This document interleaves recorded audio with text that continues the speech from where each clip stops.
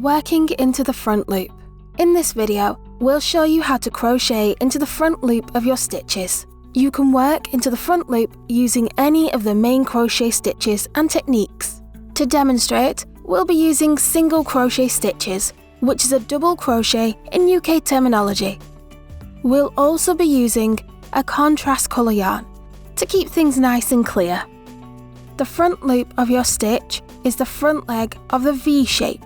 Insert your hook under this strand only.